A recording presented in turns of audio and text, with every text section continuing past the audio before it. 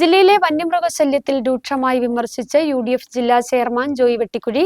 വനം വകുപ്പ് ഉദ്യോഗസ്ഥന്റെ ജീവന് ഭീഷണി വന്നപ്പോൾ മൃഗത്തെ വെടിവെക്കുവാൻ ആരുടെയും അനുമതി വേണ്ടെന്നും വനം വകുപ്പ് ഉദ്യോഗസ്ഥന്റെ ജീവന് വിലയുണ്ടെന്നും എന്നാൽ സാധാരണക്കാരന്റെ ജീവനാണെങ്കിൽ മൃഗത്തെ വെടിവെക്കുവാൻ മന്ത്രിയുടെയും മുഖ്യമന്ത്രിയുടെയും ഒക്കെ അനുമതി വേണമെന്നും അദ്ദേഹം വിമർശിച്ചു. ഇത്തരത്തിലുള്ള ഇരട്ടത്താപ്പ് നയം ശരിയല്ലെന്നും അദ്ദേഹം അടിമാലിയിൽ പറഞ്ഞു. അടിമാലിയിൽ ചേർന്ന UDF ദേവികുളം നിയോജക മണ്ഡലം കമ്മിറ്റിയിൽ സംസാരിക്കുകയായിരുന്നു ജോയി വെട്ടിക്കുഴി. ഈ വന്യമൃഗങ്ങളുടെ ഉപദ്രവത്തിൽ നിന്നും ആളുകളെ സംരക്ഷിക്കണമെന്നൊക്കെ നമ്മൾ പറയുമ്പോഴും മനുഷ്യജീവന് ഹാനികരമാവുന്ന മൃഗങ്ങളെ വെടിവെക്കണമെന്ന് നമ്മൾ പറയുമ്പോൾ നമ്മളിപ്പോൾ വണ്ടിപ്പെരിയാറ്റ് ഗ്രാമീയിൽ നമ്മൾ കണ്ടു. ഫോറസ്റ്റുകാരൻ്റെ ജീവന് ഭീഷണി ഉണ്ടായപ്പോഴത്തേക്കും വെടിവെക്കാൻ വേണ്ടിയിട്ട് ഒരനുമതിയും വേണ്ടി വന്നില്ല. മുഖ്യമന്ത്രിയും വേണ്ടായിരുന്നു, ചീഫ് കൺസർവേറ്ററും വേണ്ടായിരുന്നു, ആരും വേണ്ടായിരുന്നു.